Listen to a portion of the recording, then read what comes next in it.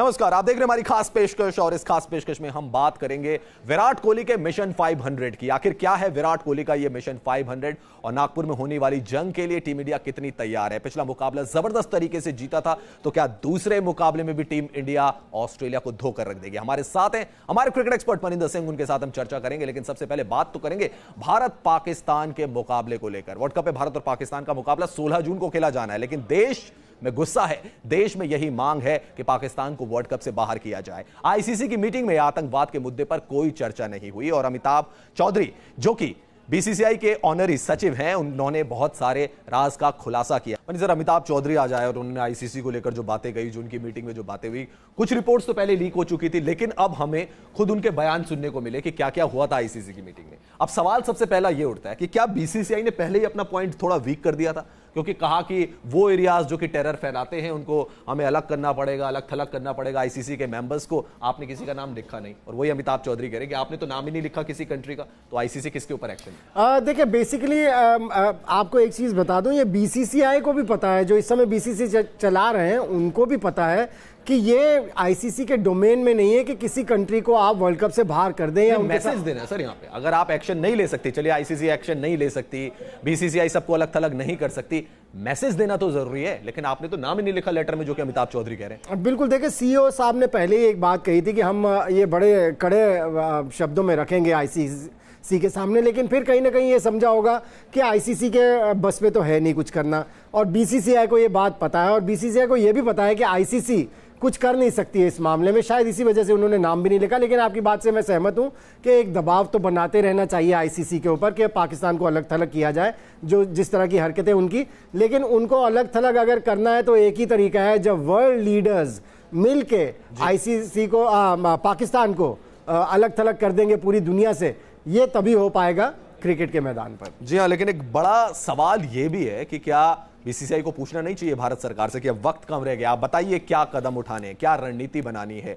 और उसके अकॉर्डिंगली फिर आगे बढ़े। अगर पाकिस्तान के साथ नहीं खेलना है तो ठीक है, फैसला लीजिए, उनके साथ नहीं खेलिए, और अगर पाकिस्तान को भी बाहर करवाना है वर्ल्ड कप से तो उसके लिए भी प्लान तैयार होना चाहिए। मनी सर, मैं ऑस्ट्रेलिया से शुरुआत करना चाहूंगा कि ऑस्ट्रेलिया के खिलाफ आपने ऑस्ट्रेलिया में वनडे सीरीज खेली और उसमें जीत हासिल की। यहाँ पे टी20 सीरीज खेलने आए तो मैक्सवेल ने थोड़ा कमाल दिखाया, टी20 वो जीत गए सीरीज को। लेकिन जब फिर से हम वनडे फॉर्मेट में ऐसा लग रहा है कि शायद इंडिया की टीम फार मोर सुपीरियर है ऑस्ट्रेलिया की टीम से। वो मैक्सवेल फैक्टर जो था वो टी20 क्रिकेट में आपके लिए काम आ सकता है, लेकिन जब आपको बड़ी पार्टनरशिप बिल्ड करनी हो, आपके कप्तान एरन फिंच नहीं चल रहे हैं, आपके जो स्टैब्लिश एक ओपनर हुआ करते थे शॉन मार्श वो आए नहीं है, उस्मान ख्वाजा शायद वो ओपनिंग के रोल में फिट नहीं हो रहे हैं, तो दिक्कतें ऑस्ट्रेलिया के लिए ज्यादा हैं। भारत थोड़ा सुपीरियर टीम है उनसे।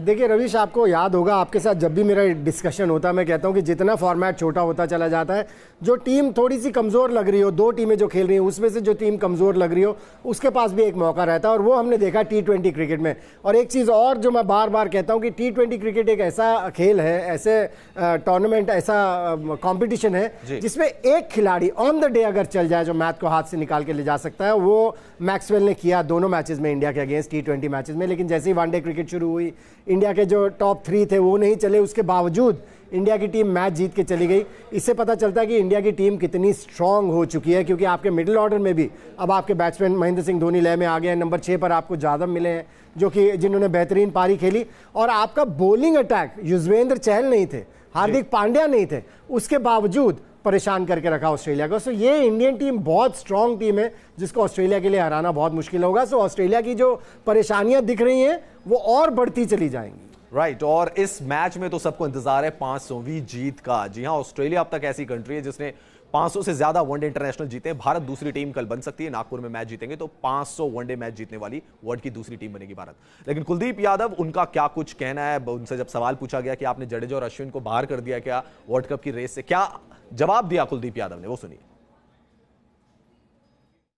नहीं, ऐसा कुछ नहीं, किसी को आउटकम मतलब किसी को हमने बाहर नहीं किया, ऐसा कुछ भी नहीं है। पर हमें अपॉर्चुनिटी मिली, हमने अपना अच्छा किया, और वो हमेशा से इंडिया के लिए अच्छा करते हुए आए हैं। इवन टेस्ट मैचेस में आयुष भाई, जड्डू भाई कर रहे हैं, तो उनसे हम लोग अच्छा सीखते हैं, और इतना एक्सपीरियंस वो कैरी करते हैं। जब भी मैं टेस्ट टीम में रहता हूँ तो उनसे काफ़ी कुछ सीखता हूँ। और रिस्ट स्पिनर ऐसा नहीं है कि जब भी हमें अपॉर्चुनिटी मिली, मुझे और चहल को, तो हमने टीम के लिए परफॉर्मेंस किया, और टीम जिससे जीतती रही तो खुश है उसको लेकर।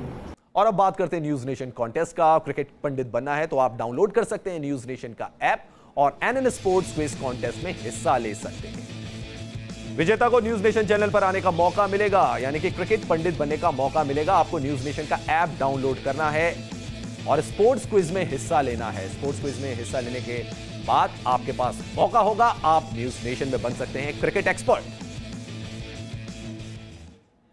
फिलहाल इस खास पेशकश में इतना ही। आप देखते रहिए न्यूज नेशन, क्योंकि खबरों का सिलसिला यहां कभी नहीं थमता।